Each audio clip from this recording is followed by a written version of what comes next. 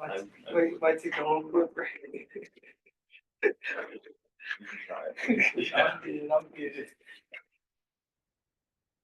I'd rather go a little overkill than that.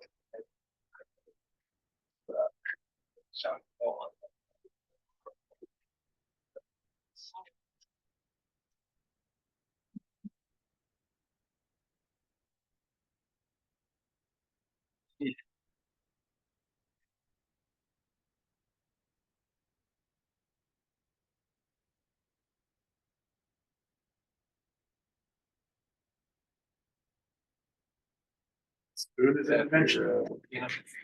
Yeah, so that one, I do a number of things, like ice cream, but it's still pending, so it's whether or not or whether or not it'll go through, but basically, so it has a solid core, everything but the tip, so the ability to have over molded solid core with a flexible tip to allow for kind of scooping.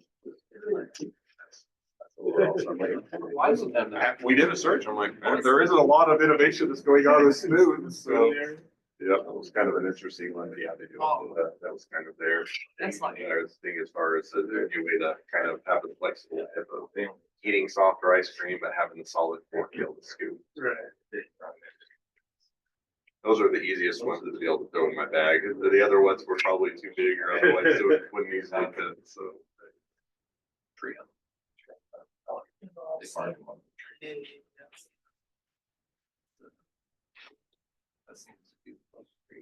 Last year, it's mostly the conversation more and trademarks and copyrights. And last class was there a lot more of that. Yeah. Yeah, that was great.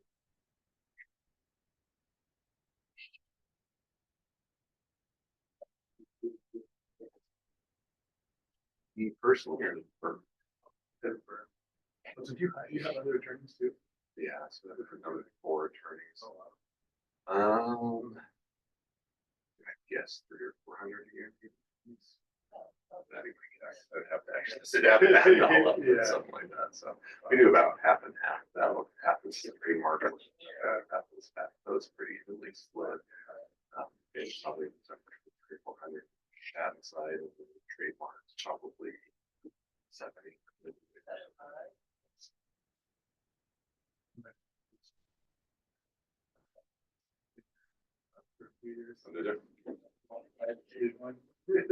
Never saw any people. It's a big building. Like, probably in there in front of the computer. And now they've got a lot of remote offices. Yeah, that makes sense.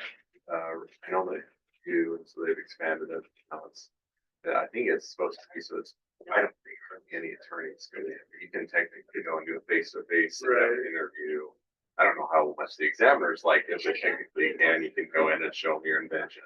Right. I know a couple attorneys that used to do that, and convince their clients that it was worthwhile to go in. Like for most of the time, it's you do it via Zoom, and I don't think clients are going to want to pay to fly you in, but you have to go through it unless it's a really important matter. Yeah. Yeah. Did you develop via Zoom post-COVID? No, it's not. It's still not overly. I like it because face to face, and you get a little bit more sense of the deal. And you also know that they're actually paying attention because it used to almost predominantly be a phone. And most older, I'd say old school, like most attorneys, still do it with your phone. They always bring. I'm like, I can tell that they're not paying attention. They're doing something else in the background. So I'm like, I always you can request to say via video. It's technically available before COVID. Certainly, more people are more used to using that technology now, so it's a little bit easier. But you can say, "No, I'd like this to be a video call." And technically, have to. I always do it because I'm like that way. I can see if they're paying attention, they're actually looking, and also if they're frustrated or if you're making a good or bad impression. So, so. I haven't been back to California for everything online. Rarely is in you have to be in there, travel in. Yeah, it's basically a lot easier.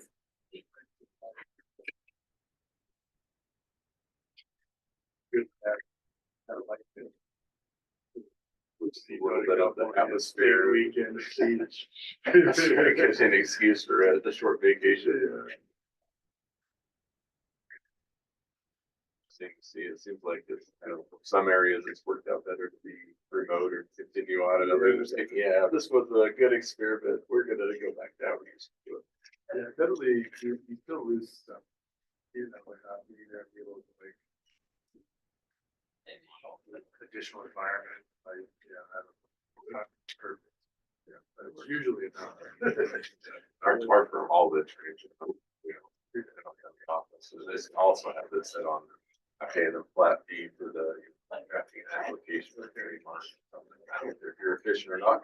If you want to spend double the amount of time you're getting paid to stay, or if you're quick and do a good job, it doesn't matter today. So, that works out well. Yeah. It's I think a lot harder on hourly when people can, When you're working. working from home and you could be doing other things and counting time. So it's kind of interesting ongoing. So.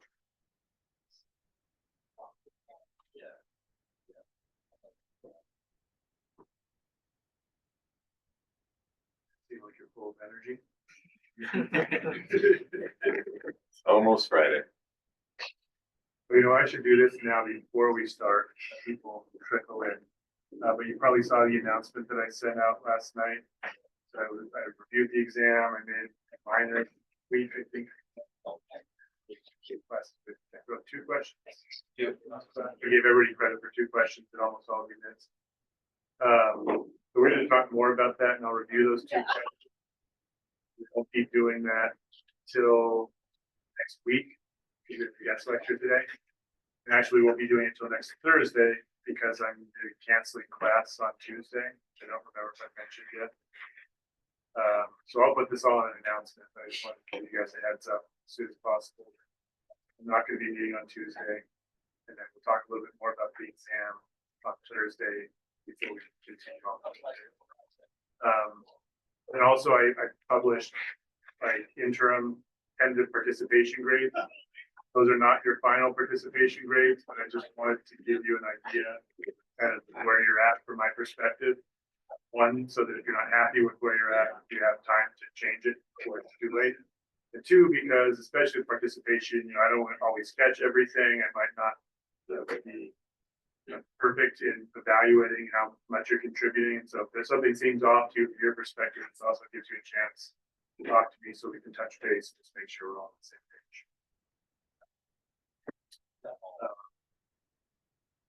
And then, final thing I said, I'm almost done grading over and over again your assignment once, about your experiences in the courtroom, and I should be done with that on Friday. I can see that. That's a good question. Sure.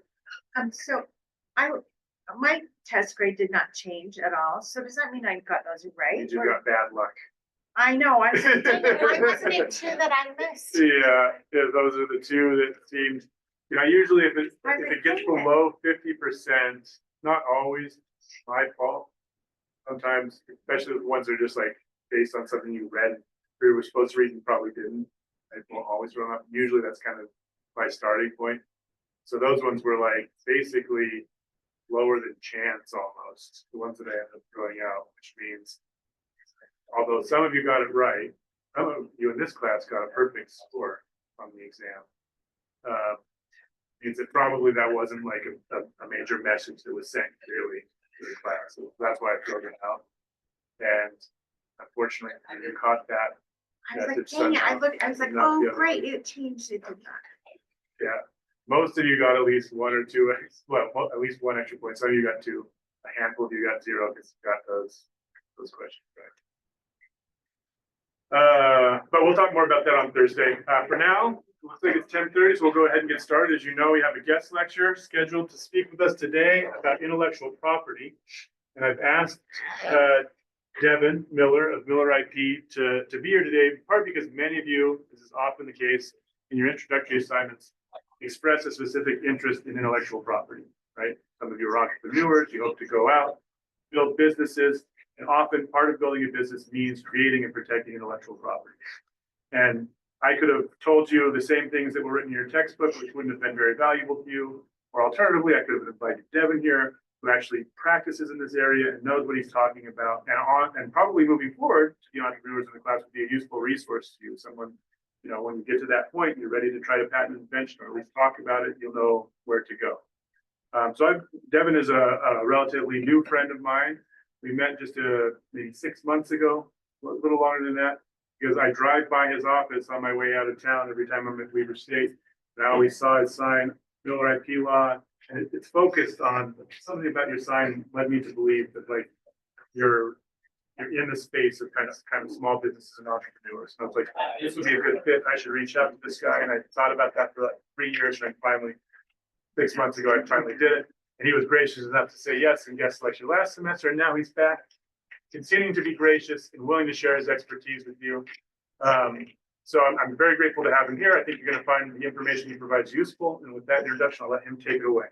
All right, that was a great introduction. So you gave me flashback. So just as a complete aside, so I went to the BYU and I did a couple degrees I'll get into. One of them was electrical engineering. So I had taken a lot of math classes. I remember the worst class I took, the test, the high in the class was 26% on the test. And I got like 16 or 17%. That was kind of in the middle for where people came at. And it was a foreign professor, there was a language barrier, and he came in and says, okay, it looks like a lot of you struggled, so I'm going to give everybody an extra 20% on their grades. We all looked at each other and said, so the top is 26%, 20% still means everybody failed. I did pass the class. It was not my best grade. So that's my horror story for the worst test I ever took. So with that, I'm Devin Miller, so Miller IP. So I've been doing intellectual property law for about 11 years now, or somewhere right around in there. I'd have to count up the exact dates. But excited to share a little bit about it. To jump in. Before I jump in, I'm going to give the obligatory legal disclaimer, which is whatever I tell you is not specific to your situation. And if you have a question, go talk with an attorney. You can come talk with me. But this is just kind of general guidelines. And so that's basically my version of the legal disclaimer, which is nothing here is specific to your situation. That's as much as I'll cover on the legal disclaimer. All right. So I would probably put myself in the camp of a non-traditional attorney. So kind of walking you through the difference between what I look at as far as what a traditional attorney is if you're to go out and go to law school, kind of what you're looking at, and then a little bit as far as kind of how what path I've taken and where I structure. So traditional attorney, just kind of across the board. So they work on vast majority of law firms and attorneys work on a billable hour. Billable hour basically means you have to bill not just work, but bill clients for an X amount of hours, which also means that you usually work about 1.5 to 2 times more of those hours than what you bill, because the firms will oftentimes write off the time to make the client happy or not otherwise count all of your work. So your typical billable hour requirement for most firms is somewhere between 1,850 to 2,000 hours a year, which usually equates to you're working about 10 to 12 hours a day, at least Monday through Fridays, and sometimes on Saturdays. There's attorneys that work plenty more hours. So that's kind of the general time frame. So when you watch the TV shows and they go out to lunch all the time, they're going to the beach and having fun and working about 1 hour a day, it doesn't usually reflect reality. Second thing is most attorneys are not general practice. So general practice is kind of you take whatever case walks in your door. Sometimes you'll get that. Most of the time with this kind of solo attorneys are just getting their practice up and going, trying to get money in the door and otherwise build out their practice. But most of the time, as you get into your career, you're going to be specialized in a given area. So that can be bankruptcy, divorce, criminal, IP, transactional. There's a number of different areas of law, constitutional, but you're going to be specialized in there usually in one given area. A couple other things with the general attorneys. Most attorneys like the practice of law and they hate the practice of business. So in other words, they don't like honestly dealing with clients. They don't like having to track their hours. They don't like doing marketing, sales. They don't like to deal with finance. Don't like to deal with collections. They just want to go out, do the legal side of things and be left alone. So that'd be kind of your typical attorney. Within the career, most attorneys are alcoholics. So it has, I think, unless it's changed, the #1 alcoholic problem within the industry. or that's typically, it seems like how most attorneys tend to deal with it. They have a lot of pressure, deadlines dealing with clients, and they turn to alcohol. And so there's a large problem within the legal field of if you're an attorney, you're an alcoholic. It's such a big problem that, at least in California, I have to do mandatory substance abuse training every year. And I have to go to these seminars where everybody admits that they're alcoholics. It just makes a joke of the required thing. They're like, how else could you deal with stress? They're like, who knows? I don't know. Oh, turn to alcohol. Exactly. So it is a large problem within the industry. So if you were to go hire an attorney, good chances the attorney you're hiring is probably an alcoholic. Other thing is most attorneys are married to the job, meaning they spend more time on their job doing it than anything else in their life. They have a terrible work-life balance, and divorce rates are high, and otherwise they are not having anything else in their life other than just working all the time. As far as a little bit about myself, as I said, I'm probably more non-traditional. So I have 4 kids. Oldest is my son, 14, 3 girls under that, ranging down to 9. I run about 20 miles a day, so usually between 20 to 24 miles a day, except for Sundays. Don't run on Sundays. So that usually equates to about 120 to 140 miles a week. Last class asked me if I've done marathons. Most recent one I did was 2 or 3 months ago, was East Canyon Marathon.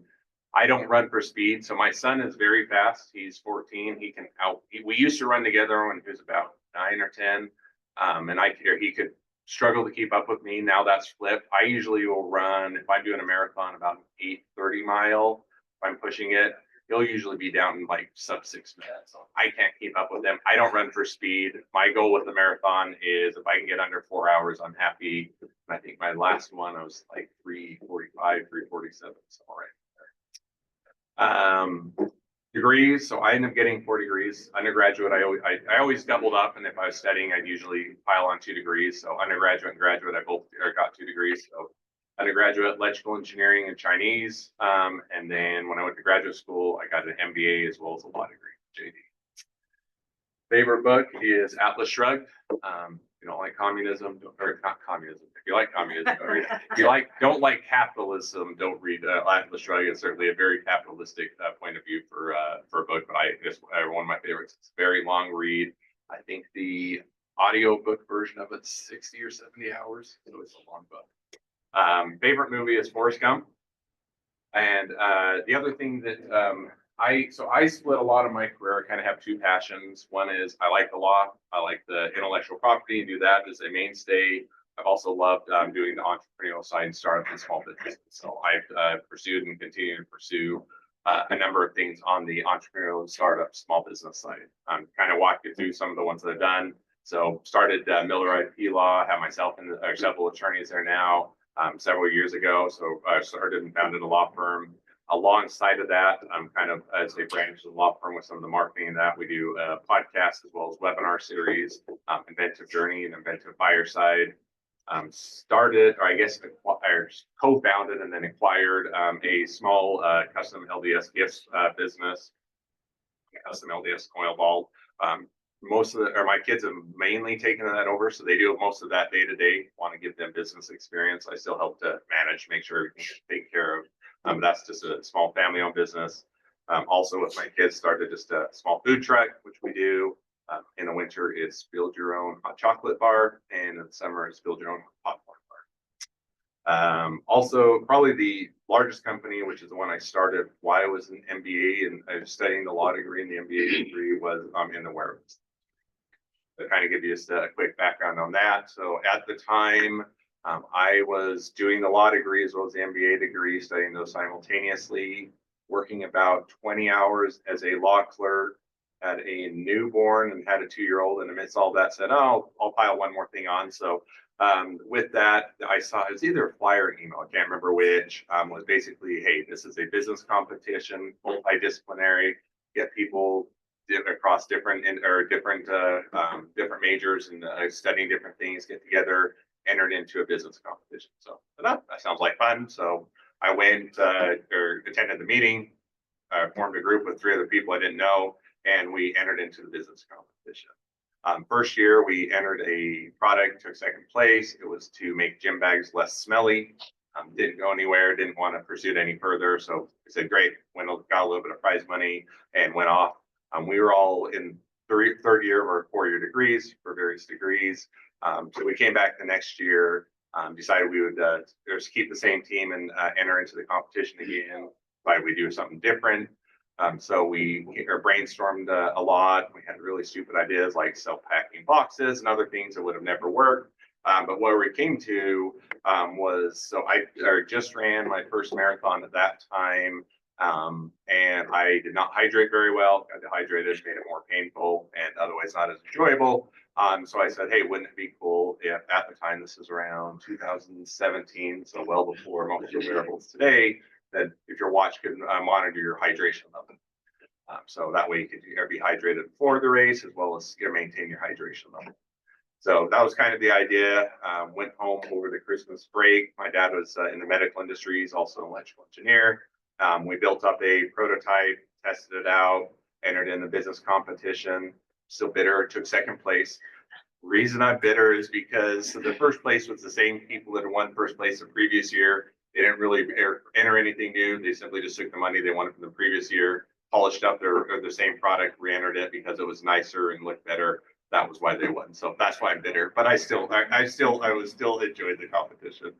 At the end of that, I decided, hey, I think this is a actual business. Could build something around it. So I took my money. I went from the competition, told the other people that, hey, you can split it up, and I'll simply buy out your position in the idea. So took that over, built it up, brought on some other people, ended up bringing on an investor. We pushed it for quite a ways, and we're starting to test it with some universities within their athletics departments and some other areas. And then had the opportunity, we had another company that was in the diabetes monitoring area that we ended up merging with because a lot of the technologies overlap and it was a better marketplace. And so we did that. And then more recently, about a year and a half ago, ended up selling out or exiting from that business, and that was the end of that one. It's still going. It's still in business. It's a Utah business. A couple other businesses have a lead generation platform. That was really a growth out of a law firm. So we built out a platform to do a lot of automated lead generation for building clients. Worked really well for us. Decided to build it out as a platform for other businesses to use as well. Last one is a orchard. I don't know that it technically qualifies as a business. More recently, we built a house on about 19 acres. We live up in the Mountain Green area. So my goal is to have 100 fruit trees. Don't know how that's going to be a business other than it sounds like fun. So that's kind of the other one that's a question mark as to a business or just for fun. So that's a little bit kind of a quick overview about myself. Any questions about me before we continue on? Story behind the Bear Den name.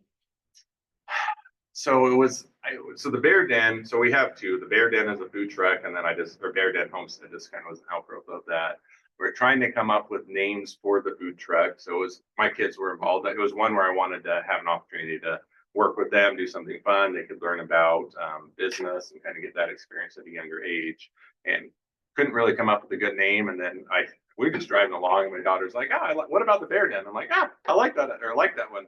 So that was as much of a genesis, kind of it's treats. It's kind of something fun. Or bears hibernate, they eat a lot. So I thought it was a fun name. So that was about the genesis. Okay. Well, if you have any questions, I'd really like to be interactive. I'm happy to stop at any point if you guys want to go off on a tangent, have questions, want to dive into something deeper. You don't need to hold off your questions at the end. Other thing is, so questions sometimes get is, what is my typical day? I would say I don't have a typical day. I kind of have more probably given activities that are more typical. And on a given day, I may spend a whole lot in one area, or I may do several different things. But my typical activities, a lot of emails. I'd say on a given day, I'm probably responding to emails 2 to 3 hours a day, as far as just clients interacting, answering questions, managing people, also talking with new clients, recording podcast episodes, a few a week, doing IP work, doing all the business end of marketing, sales, content generation, phone calls, finances, working on the other businesses. So doing quite a bit, kind of is a pretty diverse as far as what a given typical day is, but those would be some of the activities.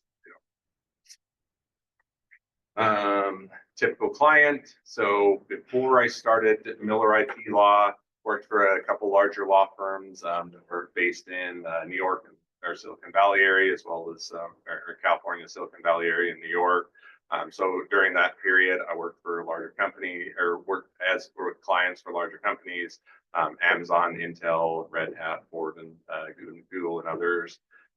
When I started Miller IP Law, I wanted to I looked and said, what are the type of clients that I want to focus on and I want to build a practice around. And I found that I like startups and small businesses more.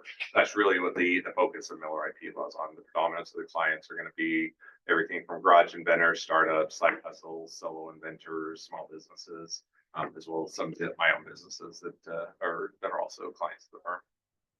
That's a little bit kind of about myself, the general practice, and kind of the clients. So with that, maybe diving into a little bit now of the topic at hand, which is intellectual property. So intellectual property is kind of as a quick introduction as to what it is. So if you to take a step back, people are generally, there are kind of a couple different types of property. Real property, that's something that people generally understand, pretty easy to grasp. Something that is physical, you can hold in your hand. So you can own a car, you can own land, you can own your laptop, you can own, X, Y, and Z asset. It's easy to understand. Hey, I own this, I bought it, I can hold it in my hand, it's mine. The difficulty is that there's other types of property, which are intellectual property, which are a bit less tangible. So if you think of, as an example, you're a business, you devote a lot of time, money, and effort to coming up with a great invention. But once you come up with the invention, you put it out in the marketplace, a lot of inventions, a lot of products, easy to reverse engineer. Once it's out there, it's kind of like a magic trick. People can figure out there. Once you know how it's done, it's easy to recreate. But there's still a lot of time, money, and effort that goes into the original creation. So how do you capture that value as a business so you don't put in all that investment, make the product, only to have someone else come out and leverage? Well, that's kind of where intellectual property comes in. So it gives you the ability to, as a business, to go and capture that intangible investment that you're putting into the business in order to build and grow it. So when you look at that, intellectual property really kind of breaks down, it's an umbrella term and breaks down into three main areas. That would be patents, trademarks, copyrights. So anybody have an idea as to what patents, trademarks, and copyrights cover, or what are they geared towards? Like a trademark, maybe like a logo or Yeah, so it'd be, I'd put that as a broader, it'd be something to do with branding. So you're just looking at branding, that falls under a trademark. Patent is usually an invention of some sort, isn't it? Yep. Yeah, patents are going to go towards an invention. So they're kind of two different types of patents. One is a utility patent, the other one's a design patent. So utility patent is going to gear towards something that has some functionality, does something, has a utility in nature. There are a subset of patents that are design patents, and that's something that's more of a product that has an aesthetic nature to it, so look and feel.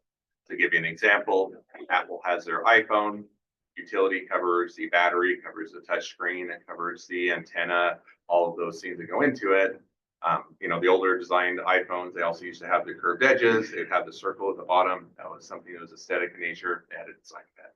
So something that's an invention falls under patents. Last one, copyrights. Anybody have an idea what? That'd be more like materials such as intangible materials such as movies, books.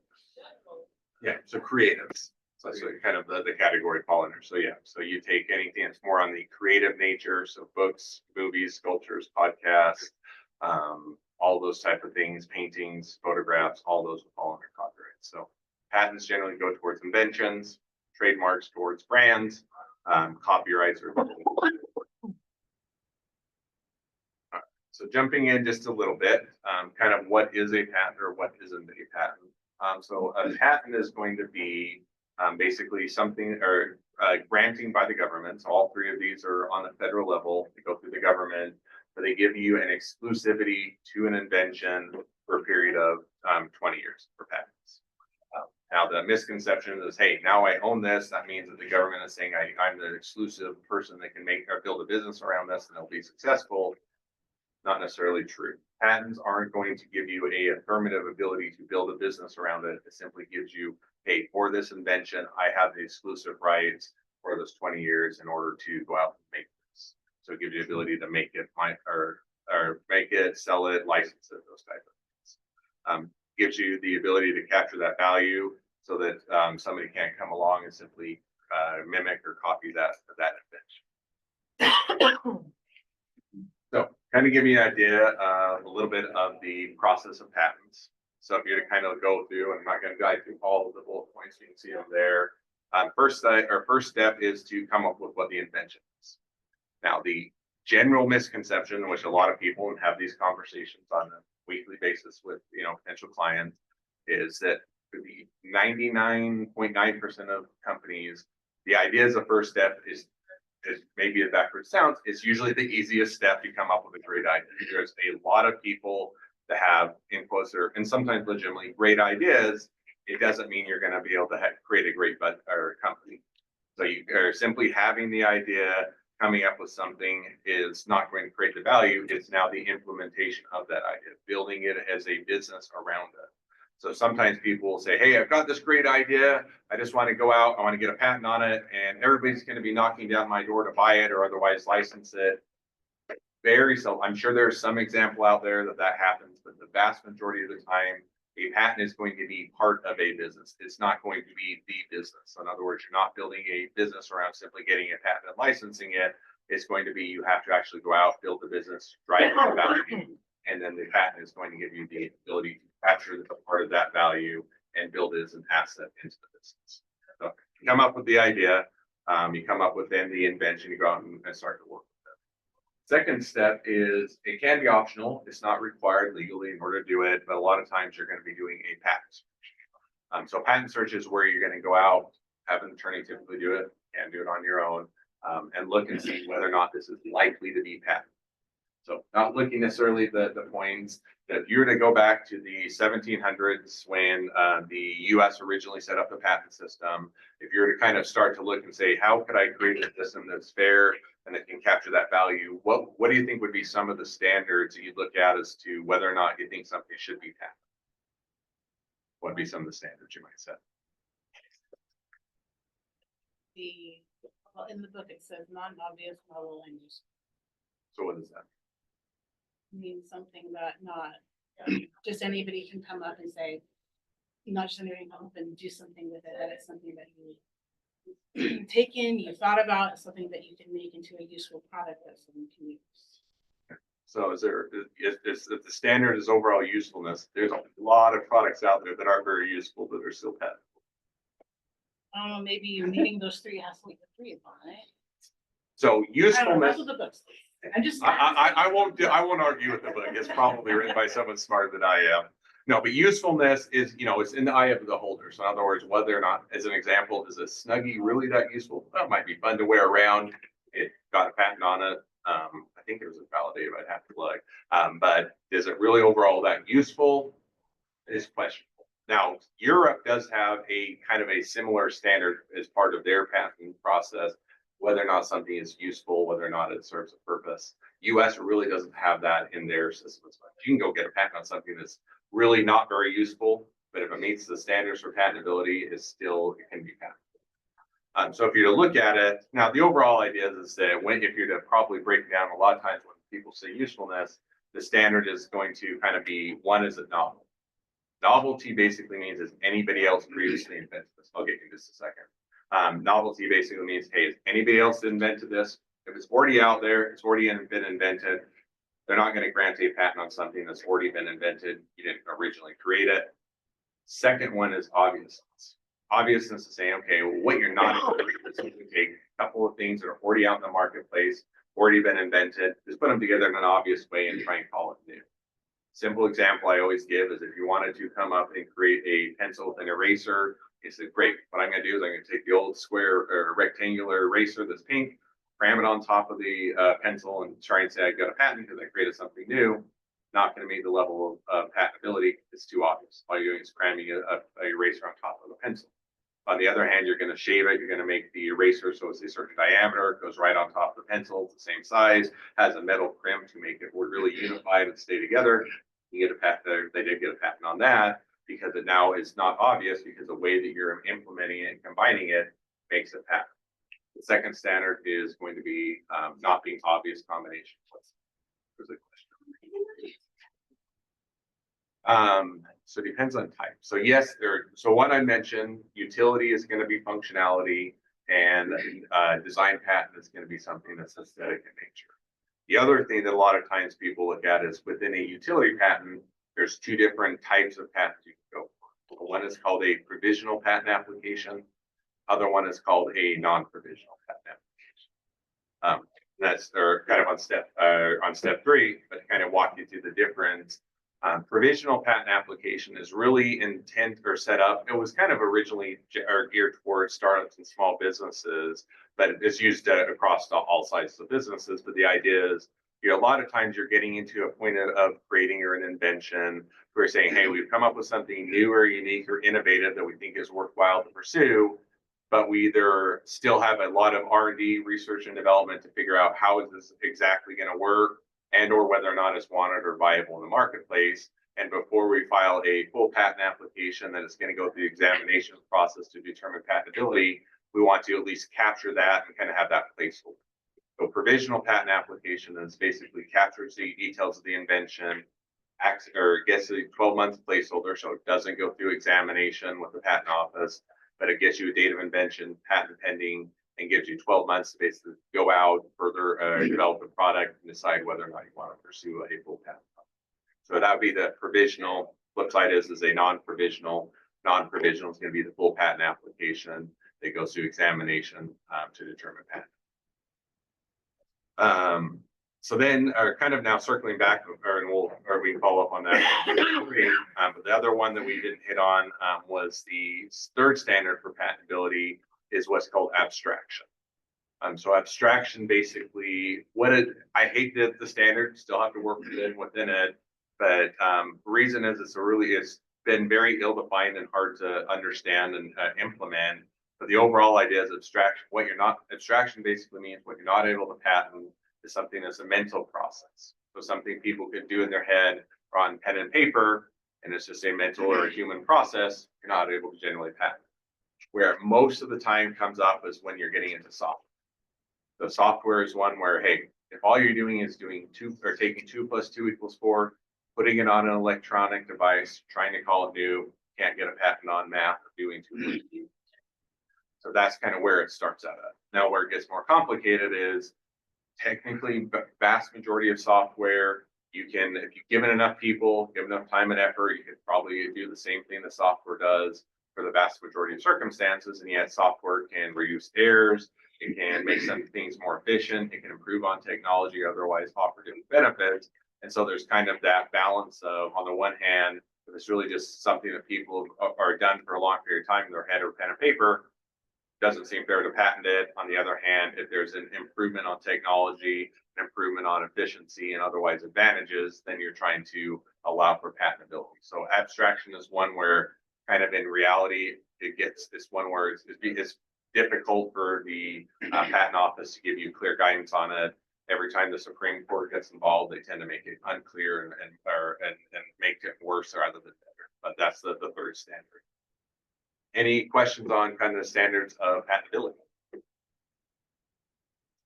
Okay, so now you do that. You either go do a patent search, either a more formal or see, hey, does it kind of pass the sniff test as far as whether or not it might meet those standards. Next step you're going to look at is preparing and filing the patent. You'll get drawings. You'll do a full write-up. You'll describe how the invention works, what it is. You'll decide whether or not you do a provisional or a non-provisional patent application.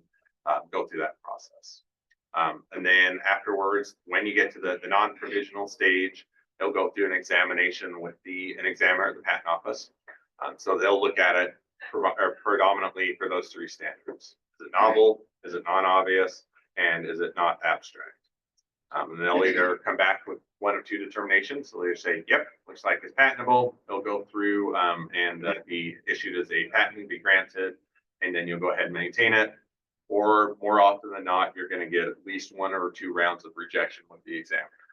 That means that they'll come back and say, hey, you don't meet one of these 3 standards. Here's a previous invention that's the same, that's already out there. It's the same as your invention, or it's an obvious combination, or if your software, we think it's too abstract. And then you go through a process, typically with an attorney, where you're going to argue back and forth with an examiner as to what your invention is, explain why it's different, its scope as far as how broad or narrow coverage you should get. Then at some point, you'll either give up on the process, say, we're not making headway with the examiner, no longer want to fight it, let it go abandoned, or you'll get to a point where you convince the examiner that it's patentable, and then at that point, they'll issue a patent. Once it's issued, really the last thing is you get to pay the government fees at periodic periods of time. So after the patent issues, you pay a fee at 3.5 years, 7.5 years, 11.5 years. As long as you pay those fees, your patent will remain enforceable and active for 20 years. If you miss any of those fees or you don't pay them, your patent goes abandoned and expired. Now be fees to the public. Sure. We're going after a patent on something. Do you typically want to make sure that it's going to be a success first, or that people would buy or use whatever you're trying to patent? It's a good question. There's not a good answer to it. So, I mean, the trade-off is in order to find out whether or not it's successful, generally means you go out, put down the marketplace, see if people are buying it and willing to pay for it. The 2 difficulties with that is, one is there's a standard or a criteria within pursuing a patent. Anytime you put it out in the public, that can be whether it's on a website, doing presentations, pitching it to investors, offering it for sale. From that period of time, you have 1 year that you can file a patent on. From the first time you put it out in public, you have 1 year. If you don't file a patent on it within that 1 year, you've missed your window. You've now donated it to the public, and anybody can do it to the public domain. So you have that kind of competing interest. The other issue that you have is, as of 2013, it was a different standard prior to 2013, but as of 2013, US moved to the same standard or the same criteria as really the rest of the world, which is a first to file system. That means really whoever files on the patent first is going to be or be the inventor of that and the owner of it. So generally, if you're in a, let's say, a competitive marketplace, a lot of people are trying to solve the same or similar problem, coming up with similar solutions. If somebody else comes along and files on that first, while you're still trying to test it out or otherwise figure it out, then you've now lost your window and you're not able to pursue it. So most it gets a little, when you're a startup, you're a small business, you're always balancing budgets. You're trying to decide when you invest in a provisional patent application gives you a less expensive option to kind of give you that 1 year period to have that level of protection. But most of the companies, you're going to be filing on patents before the products actually hits the market. So general example, if you look at Apple, every so often in the news, you're going to see Apple, somebody, you'll have a writer that says, Apple put a patent application for this amazing, wonderful feature, this awesome, it's going to change everything. And then it never actually hits the marketplace. It's because Apple will be filing thousands, tens of thousands, hundreds of thousands of patents for every possible innovation they're working on. Not all of them reach the marketplace, but they're saying for those that do, we want to, it's a lot of people are working on this, a lot of people are coming out with products. We want to capture that value. So if we pursue it, we have that ability to have that exclusivity on it. So it's usually one where patents are going to lead ahead of the time before things hit the marketplace. But as you're a startup or a small business, more limited budget, a lot of times you're going to be balancing when you can realistically invest in them. So my company, we are a Laravel company, and we're trying to kind of come up with the same Laravel that's similar to another like brand on the market. And I think we just barely sent in our design patent, and other companies already trying to sue us for like the functionality of it, but the patent hasn't like fully been like gone through the process. Can companies like do that, like stop a product that a competitor is trying to do in some way, and like trying to like basically, I guess, infiltrate the market with a product that's similar to theirs, but like it's gonna, I don't know if it's like gonna destroy, but like it will take value away from their market because we're trying to make a similar product. Like, is there a way that they can like, I don't know like what the process would be, like how they would, like, I don't know. Is there? I'll give you the shorter answer to a much longer conversation. I know how to like describe it. No, in other words, you're saying, hey, water bottles, a lot of them out there. There's a lot of different innovations. Some of them are different designs, some of them are functionalities, and whether, competing in the marketplace. Yeah. Now, the two different things that you hit on. One is whether or not you can pursue a patent, whether or not you can get a patent doesn't necessarily mean you don't infringe on other people's patents. So if you were to take as a different, similar example, let's say you came up with the color television. It builds on top of the black and white television. Somebody else in the marketplace already has a patent for the black and white television. You can still go get a patent on the color aspect, what makes the television unique, what makes it, or color. It doesn't mean if you're to put a product out in the marketplace that you don't infringe on the black and white television, because your color television takes all the aspects of what's covered in the black and white television and adds on to it. So you can get into the spot, let's say with the water bottle design, don't know if they do, but if they had a patent on something that was either covered it on their design or on the utility in nature, they could come after, you could go get a design patent for new elements you're adding on top of it, while they could still say you're infringing the underlying patents that we have. And so it's kind of one where that you have to balance of, they may have patents, you may be able to get a patent.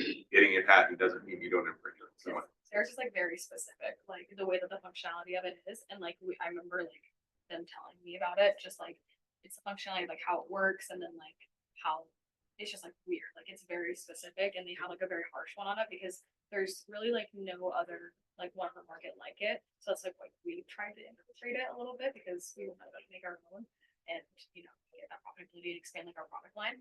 So it's just interesting. So yeah, and in reality, when there's a difference between sometimes whether or not you legally have an issue versus how they approach it for business. So generally, have these conversations with clients, and they'll say you can go out and get or they may have a patent or rights that they're claiming to. They may be questionable as to whether or not they cover your patent or cover your product. Doesn't mean they may not go out and file a lawsuit. So some businesses, you'll say, hey, we're a bigger business. We can take the smaller business. We can take them through a lawsuit. They're not going to have the ability to fight it. It's going to drag them under, and otherwise they're not going to be able to fight it in court. So even if it's questionable as to whether or not they actually infringe on our patents, and you can call it unfair, anti-competitive nature, whatever, but as a business tactic to where they're going to go out, file a lawsuit, drag you through it, make you spend a lot of time, money, and effort. And even if you're successful, it may take the company under. So it's a reality of, not saying it's fair or right, but it's a business practice that some companies will use as a way to compete in the market. How much does it cost, like step 3 through 6, when you're actually working with patent office directly and going through all of the provisions and things? Yeah, so I'll answer it as if you're going through a law firm. I mean, if you're doing it as an individual, wouldn't recommend it. Technically, you don't have to have an attorney that represents you. You can go through it all on your own. A lot of drawbacks, a lot of issues you're likely to face and unlikely to be successful, but you could do it on your own. That would be a few $100s, as just because all you're paying is just the fees to file stuff with the government. That one, if you do it on your own, you could probably get through it 2,000 to 4,000, somewhere in there, through the process. Generally, if you're going to go through a law firm with a term, it varies on the size of the law. You go to a Silicon Valley firm, figure you're going to pay about 2 to 3x what you're going to pay for a Utah firm. If you're to go for a large firm within Utah versus a small firm, you're going to again be difference in costs because they're going to be paying for their big buildings and all of the nice wood and that decorates their office. But you're going to look at, if you're going to go for a reasonably competitive price on a law firm, you're going to be through the whole process from start to finish, aside from step 7, which is the maintenance fees, probably 11 to 13,000 ish. If you're to go for a larger law firm, you're probably more like 17 to 20,000.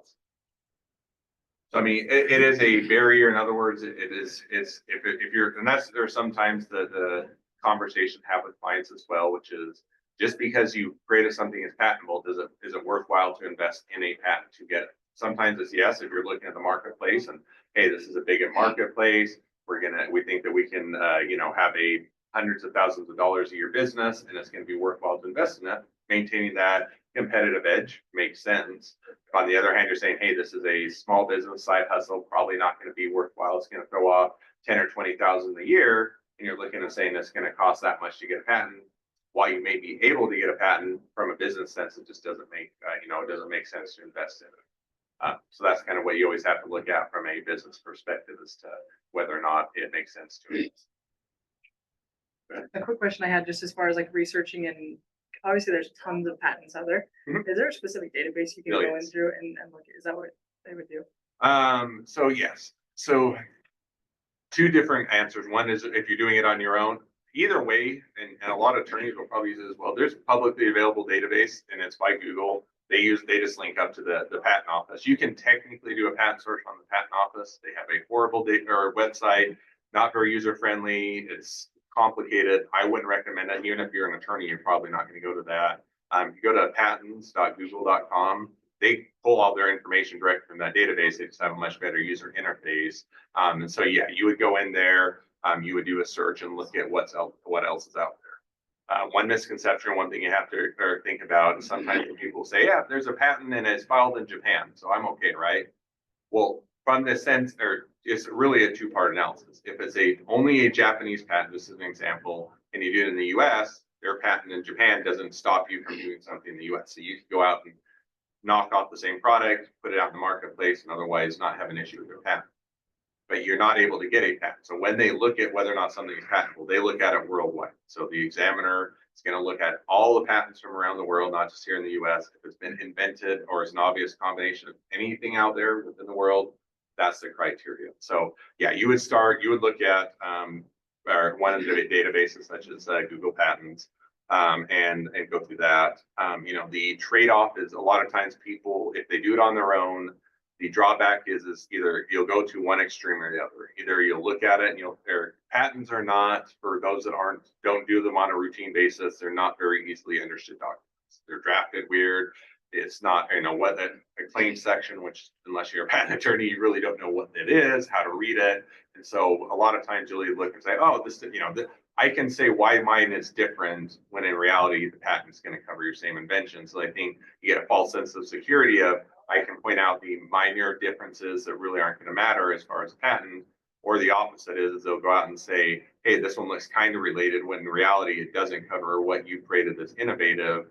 So generally, good practice. A lot of people go out and do an initial search, which I would if I was in their shoes, but you have to be careful of, if you're not really knowing, experiencing going through them a lot, knowing what you're looking at, you can kind of get either a false sense of security that don't have an issue when you do, or on the other hand, that you think you have an issue when you do. But that's typically where you start. So do you have worldwide? Because something I've noticed online is when someone does a patent on an item, there's someone outside the country who creates it. So it is a country by country basis. So every patent that you file has it's now you can file it in multiple countries, but you have to file it into each country separately. You'll go through a separate examination process. As an example, the EU has a harder, more stringent standard for patentability than the US does. China has a much easier standard for getting a patent than the US does. So they'll go through our examination process. So I'll get people coming into my office and they'll say, hey, I'd like to get a worldwide patent. I want to get a patent. This is going to be a global success. Everybody's going to be buying it. I want to get a patent in every country that's out there. And first of all, even the big companies, you take an Intel and Amazon or that, they very rarely ever file a patent in every country that's possible, because they're going to look at it and say, we don't have a big enough marketplace in there to warrant it. Just because they don't have a patent doesn't mean they can't sell it into that company or that country. It simply means they don't have the exclusivity to it. The one other thing you can look at, it's not a worldwide patent, but it gives you a placeholder, is what's called a PCT application. PCT application is kind of like a mixture between a provisional and a non-provisional patent. Has all the formalities of a full patent, just like a non-provisional, has all the sections. But it is a placeholder on the international scale. It gives you a total of 30 months to decide which countries you want to file into. So you file it, give acts as a placeholder for 30 months. During that 30 months, you have coverage. At the end, within that 30 months, you say, hey, I want to file into the US, EU, Japan, and then you would go through the examination process. So there isn't a worldwide patent, and companies will, bigger companies or companies that are having marketplaces in multiple countries, they'll file into those different countries. But there isn't going to be anything, it's a worldwide patent that gives you coverage in all countries. Does it cost money? I hope so. Otherwise, I'm out of business. I mean, yes. So as I said, the other question was, the general process for going through the patent process. If you have an attorney do it, it's going to be lower end 11 to 13,000. If you go with a larger firm, 17 to 20,000. Go to a Silicon Valley firm, 30 to 40,000. As far as doing it entirely on your own, about 1 to 2,000, and that's primarily going to be the fees that you're paying to the government for filing it for examination. The other thing you do have to do, once the patent is issued on step 7, you have maintenance fees, which are years 3.5, 7.5, and 11.5. To keep the patent active after it's been issued as a patent, you have to pay fees at those periods. So there is a cost involved in going through it. Kind of a two-part when you were saying about those different increments. Is it always the same? Like at each increment, does it depend on what the patent's for? Is it pretty much the same? Like it's going to be the same. It's not going to be dependent on the type of patent. Aside from the design patent, you don't have to pay maintenance fees. You get a patent issued, it's 14 years, you don't have to pay fees. But for a utility patent, the difference is going to be on what's called the entity status. So the patent office, you try and, in essence, help startups or small businesses. They break it down to 3 different sizes of businesses or applicants. So if you have less than 4 patents for any of the inventors or applicant, the owner of the patent, anybody named on the patent has less than 4 patents in their name, and they have the business or the individual has an annual income of less than, I think it's $208,000 annually for the last tax year, you qualify for a microentity status. You don't qualify for that. Most everybody else falls into a small entity status, unless you have 500 or more employees as a business, then you're a large entity. For maintenance fees, it's generally about $1,000 or if you're micro entities, $1,000 a year is 3.5, 2,000 is 7.5, 3,000 and 11.5. You go up to small entity, double that, so 2,000, 4,000, 6,000. Go up to large entity, double that again. So it's it breaks it down. It's not based on the type of technology or the area of the patent. It's really just based on the size as they define as your entity. We'll take one question, then I'll get to trademarks and copyrights. You said that applicants for a bunch of patents, but that doesn't put it out in the market. Do they still have to pay the? Yeah. So they'll generally, especially if you take a larger company, they're going to keep all their patents. Vast majority of the patents are going to keep active because they want to keep that. One is if they decide that, 5 or 10 years down the road, they may revisit it or otherwise pick that project back up. Sometimes it's the technology hasn't arrived, so they can say theoretically this is how it worked, but maybe we don't have the right materials, or the materials are too expensive, or we otherwise don't want to pursue it this time. The market isn't ready for it. So they'll usually keep those active.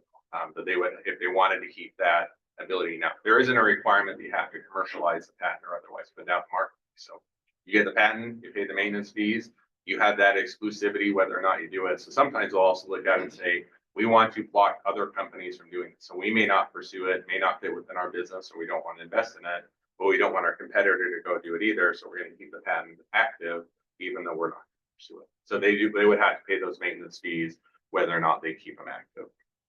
Or sorry, whether or not they use it. 11:45. Okay. Why don't we, plenty of questions. If you have more on the patent front, it's definitely we can circle back, or you're welcome to come up after the class. But just to kind of go to the next area to hit on a couple other areas of intellectual property. So we'll cover a little bit about copyrights. So copyrights are going to be one where, as we talked about before, something that's creative in nature. So typically it's everything from a painting, sculpture, book, photograph, a video, a movie, a podcast, any of those is kind of something that you are putting a level of creativity into, you're going to fall under copyrights. Copyrights are going to just simply ensure that somebody doesn't come along and basically copy your creative work. So they don't take your book, click copy and paste, try and sell it as their own book, and otherwise leverage what you wrote. Or a video, you don't simply just download it off of YouTube, repost it on your own account, call it new, and otherwise use what they put in the investment. Couple of kind of instances on copyrights. These are kind of ones that came out or really hit the marketplace about a year and a half ago. But was one that was kind of relevant was you had a number of the Disney copyrights that came out in the public domain.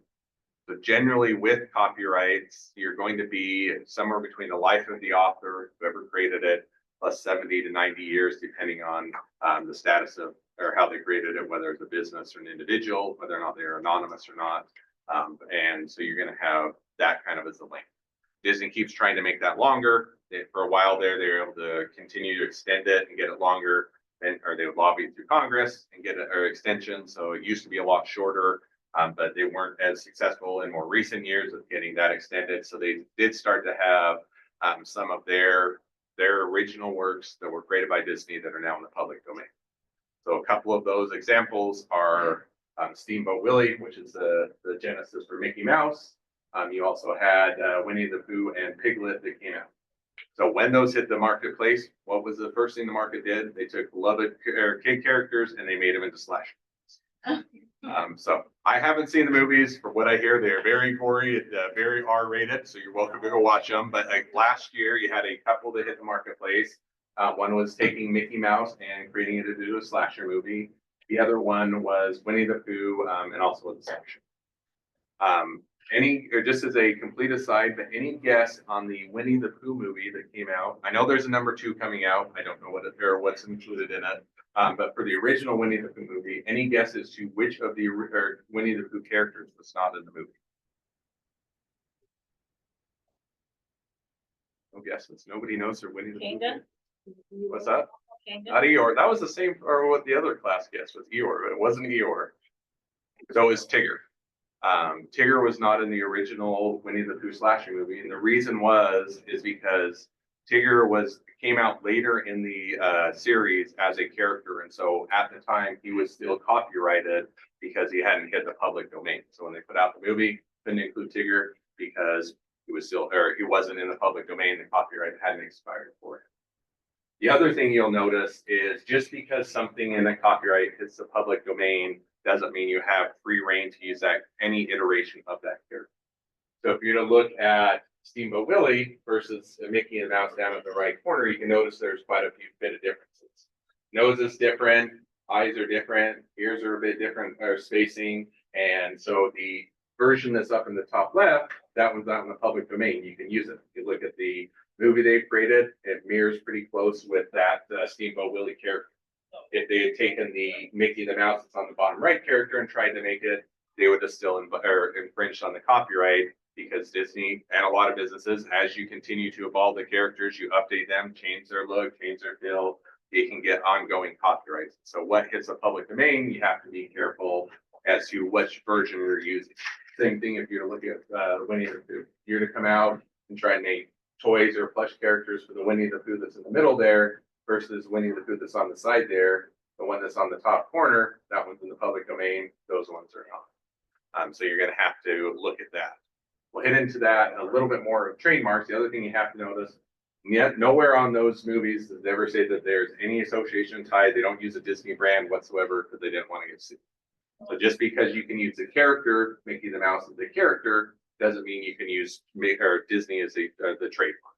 So it's two separate things. One is the trademark, one is the copyright. As the copyrights become public domain, you can use them. Can't use the people's trademarks as long as they keep it active.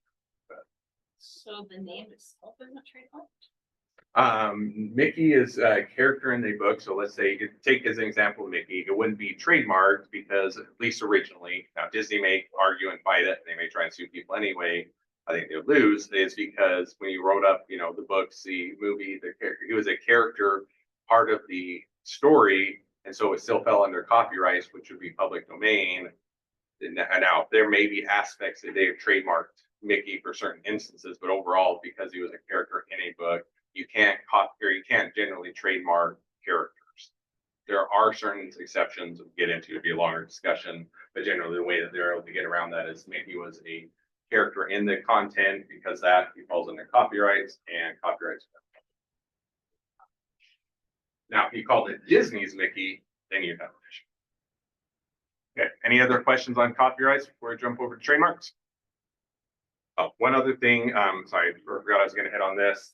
With copyrights, the other one that is kind of getting more interest or traction or otherwise getting attention is the mixture now of AI entering into the field of copyrights. So in other words, you're getting, whether it's Chat GPT, Grok, or whichever one you like, as far as generating images or books or paintings or poems or whatever it is, using AI to generate. If you take the images up here, I put it into Chat GPT, told it to come up with a AI that's generating artistic work. That's what it spit out. So now the question is who owns the copyright, or how does that ownership work? And is it copyright? Shortest answer is really don't know yet. Courts in the legal system are very slow to evolve and to adapt. So they usually lag behind several years on any different shakeup within an industry or any new innovation, any new points of law. So it takes a while just to work its way through the court system. Vast majority of these questions have some early indications, but by and large, we don't know how the courts are going to finally fall on the issues. Some of the issues that include is authorship and ownership. So who is if you have a AI that creates the material, who actually owns it? Is it the person that put in the prompt?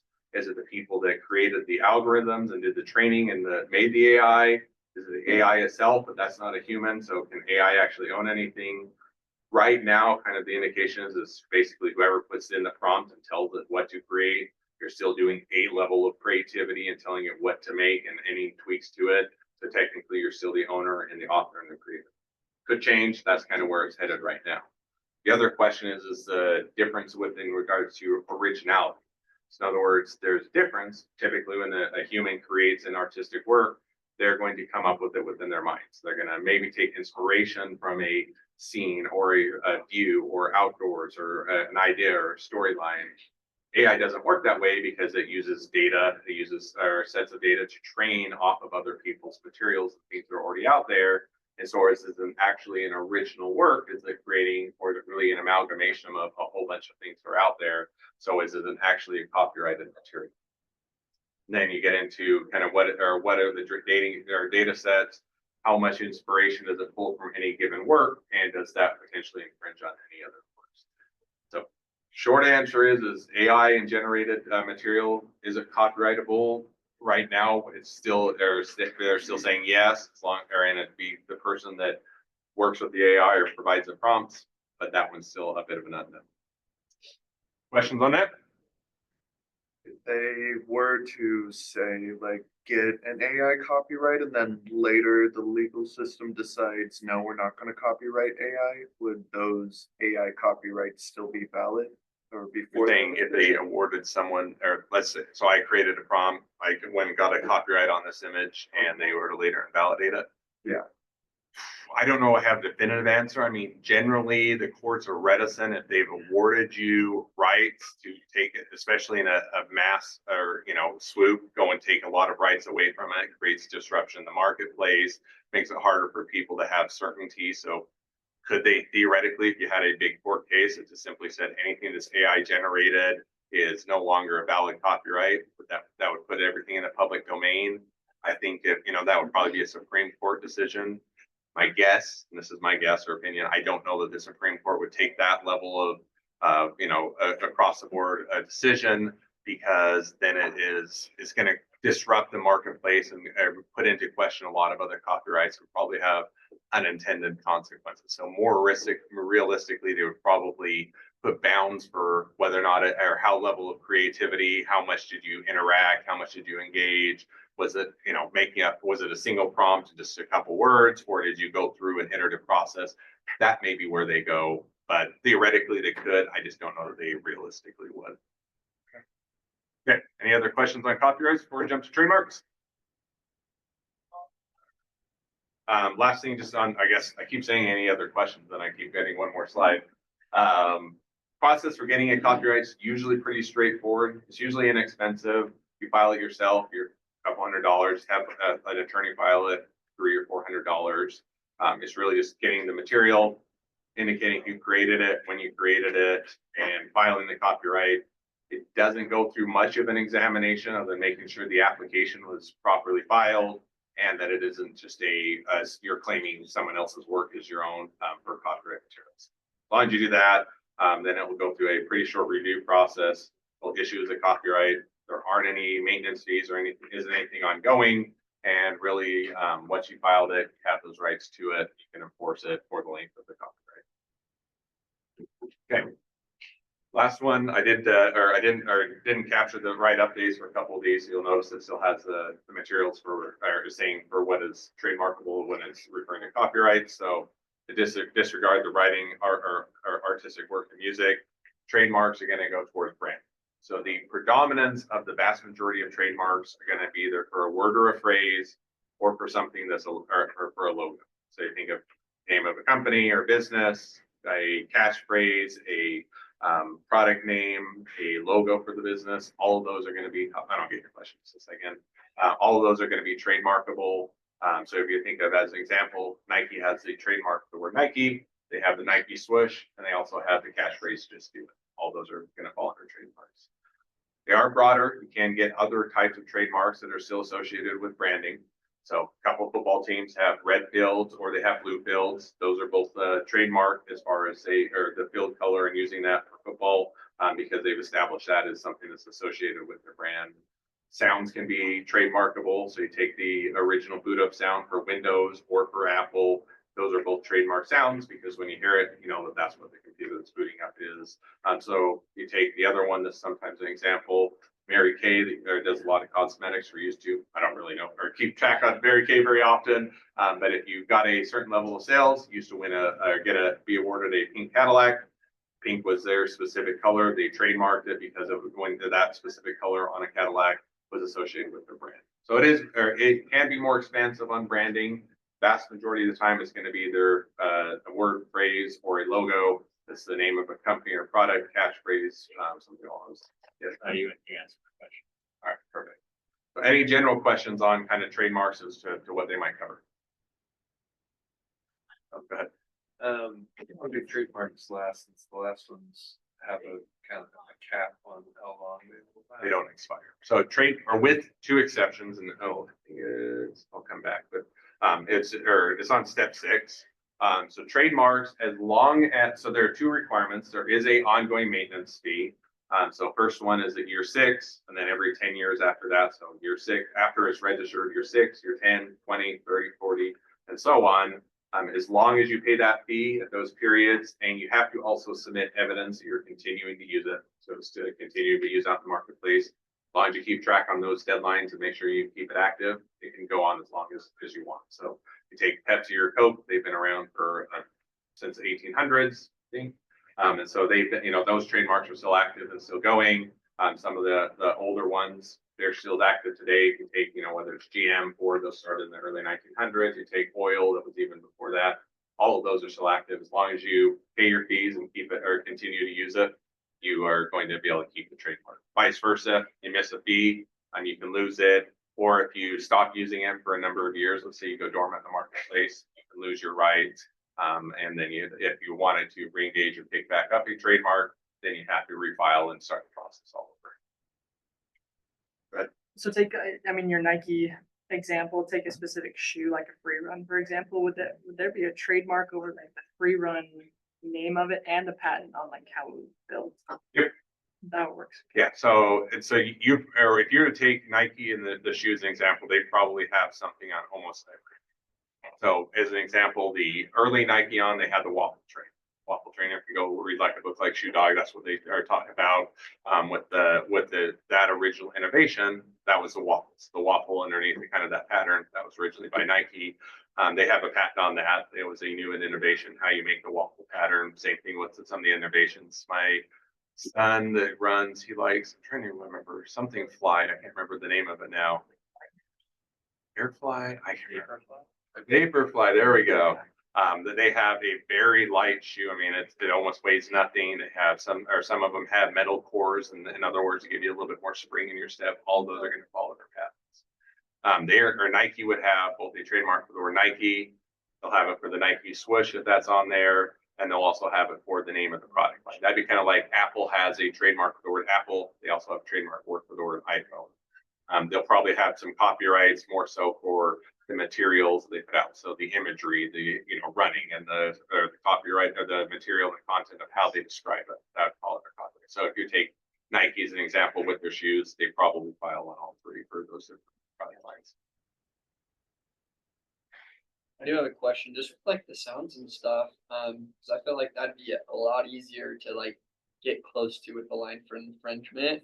Are people like very nitpicky on when it comes down to infringement on that? Like, how close could you get, you know? So I'll flip your question around. If you're wanting to put out a product and you called it the Skittles, do you think that they're gonna sue you? I would assume so, right? Yeah, so, and that is actually an example. It comes up, and I'll get to the standard, but I have a number of clients that have had issues, both that they've had infringement as well as they've got cease and desist letters for infringing with freeze-dried candy. Freeze-dried candy is popular right now. A lot of people put it out. If you put Skittles, like, you know, freeze-dried Skittles is, you're describing what your product is, there's very small clients in Utah that have got cease and desist letters from them because you're using their brand and it's still something that's trademarked. The standard for whether or not you infringe someone, whether it's really the same standard no matter what it is what's called confusingly similar. So that's the predominance. It's both the standard for whether or not something is trademarkable and whether or not you infringe on someone else's trademark. And the basic standard is there, if you take a general consumer out in the marketplace, if somebody were to look at the other brand and look at your brand, would they think there's an association, there's a tie together, it's the same company, they're otherwise related? If it's yes, or is it likely to cause a confusion, you can't get a trademark. And if there's another or a trademark already out there, you'd be infringing their trademark. So if you're going to if you're to come up with a company and you're going to name it Apple with 3 L's instead of 2, and you're going to start selling smartphones, it's going to be too confusingly similar. You're the company that created Samsung, you can still put out a competing product because Apple and Samsung, there isn't going to be that likely. Same thing with sounds. Now, sounds are going to have to, if there was a claim on infringement, they're going to look at it and say, with people, if you're to take Apple and Windows, if the sound saying it sounded too similar, you're going to have that likelihood of confusion just because of the sound doesn't change the criteria. So that's kind of how they would go about it, analyzing it. You know, the other questions that I'll often get is, ones if I put as I said, the in front of it, is that going to change it? Answer is probably people are still going to think the Skittles or the Nike is the same as Nike. Ones if you put a hyphen in it, same issue. Putting a hyphen in a word is unlikely to change it. Ones if I change the S to a Z, is that going to change it? Probably not. People are going to look and say, it's just a funny misspelling, or they might not even realize it's a misspelling. So most of the time, if it's still pretty similar, it's going to cause that likelihood of confusion. You're still going to have an issue, whether it's sound, word, design, or anything else. Does that make sense? Yeah. Any other questions? Okay, going back just a little bit, just to kind of or go back to on some of the picking up with copyright stuff. As I mentioned, just because you can use copyrighted material doesn't mean you're authorized to use their trademarks. So as I said, if you're to put Disney's Mickey in front of that, just because you can use the copyrighted material doesn't mean that you can use their trademark. A lot of times, you know, where people started to try and get into issues is they would start to put out material that uses, or you know, like a stuffed plushie or toys or kids' toys that would be using Steamboat Mickey. They would start to say something about Disney on it. Disney very aggressively monitors their use of their trademarks anywhere online whatsoever, and you put Disney on it, they're going to know, even if it's a small Etsy store or anything else, they're going to have it taken down, and they're probably going to, or at least send you a cease and desist, if not sue you, and you get to pay them a lot of money. So you have to make sure when you're looking at it, just because you can use one aspect, whether it's not patented or it's not trademarked, they're each separate silos. You can infringe someone's trademark even if you don't infringe their copyright. So then another question with that, just like all the in Orlando, Florida, there's a million stores that say like Disney toys or Disney shirts, Disney clothes. Like, would that be considered an infringement because it's Disney? I would guess 99, unless it's the ones that they're just hoping they don't get caught. Most of them are going to take a license. Okay. Disney heavily licenses everything they do. If you wanted to go and open in Orlando a Disney store now, it may be that you go into some of the very small shops and they have it in the back of the store. Nobody ever catches them. It's probably not worthwhile. Disney is aware of it. The vast majority, if you put Disney on front of your store, they've got to have a license from Disney and they're paying them a royalty for everything they sell. That makes sense. Kind of with the last few minutes. So kind of going through, we hit on a couple when you're looking at whether or not something is trademarkable. The biggest one is going to be confusingly similar. whether or not it's gonna cause confusion between the two trademarks. Couple other ones is it can't be descriptive. So if you wanted to go get if you're selling ice cream and you wanted to try and trademark cold ice cream, not gonna be trademarkable. The reason is when people see the word cold ice cream, they're simply going to think that you are describing the product you're selling, not that it is your brand. So people aren't gonna look at the word cold ice cream and say, oh, that's a brand. They're gonna say, oh, you're describing that you sell cold ice cream. So if it's simply just a descriptive term that describes your product or your service you're offering, not gonna be trademarkable. Kind of going along with that, generally, you're not able to simply trademark a generic term that's used within an industry. Now, it doesn't mean you can't trademark a generic term for other industry. Give me an example. If you wanted to go open up a fruit stand, if you wanted to sell the fruit apples, and you put on the front of your fruit stand, apple, you can't trademark that as a term because it's going to simply describe you're selling apples. On the other hand, you start a smartphone business and you name it Apple, not going to be descriptive of your product or service, not generally used in the industry, you can still trademark it. But you can't use generic terms or kind of that are everyday terms within the industry. Last thing is you can't really get anything that's deceptive. So you can't make it or sound like it's something that it's not. You can't mislead the company or the consumers as to what the product or services you're offering. So you meet those standards. You can do, as with patents, you can do a trademark cert. You don't have to. You'll still go through an examination with the trademark office. Once you file with the trademark office to go or to initiate examination, they're getting slower rather than faster lately. 7 to 9 months is kind of once you file it when they'll pick it up and you'll hear back from the trademark office. They're going to look at it predominantly for those standards.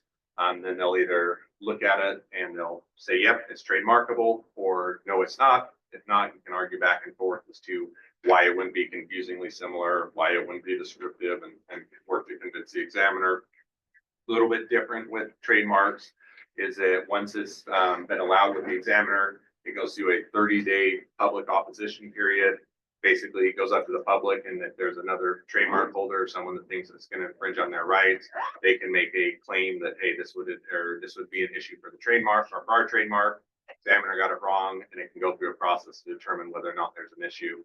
So it goes through that 30-day period. Then it goes to the registration. As I mentioned, they go as long, or they stay active as long as you continue to use it and continue to pay the fees. Didn't have time. We're hitting the top or the end of class. There's a few myths for those that are kind of interested.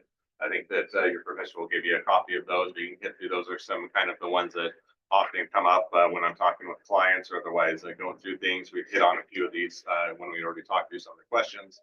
But those are some of the other things to consider in the myths that often come up. So with that, I'm always happy to, if you guys have questions later on or need any help or assistance or otherwise want to go through things, you're always welcome to reach out to me. So that's my contact information. Usually the easiest way to get a hold of me is if you get some time on my calendar is just to go to strategymeeting.com, and that just links to my calendar. It's an easy way to grab some time. So with that, thanks everybody for your participation. Awesome. Thank you.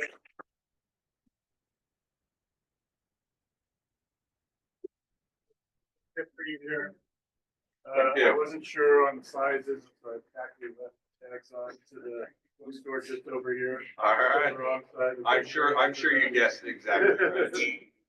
Okay, you're all free to leave. For those of you that leaked in late, we're not meeting on Tuesday. I'll send out an announcement with details. So I'll see you all back here a week from today.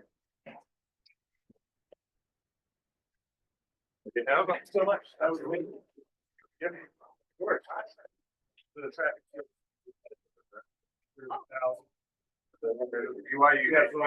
Better than you. That's very true. I'm gonna don someone else's team. It's gonna be Weaver over YouTube. No, thank you. Cool. Everyone all right? Yeah. That was perfect. That was great. Yeah. Didn't pass around the display items this time. Forgot to, but Great job. thank you.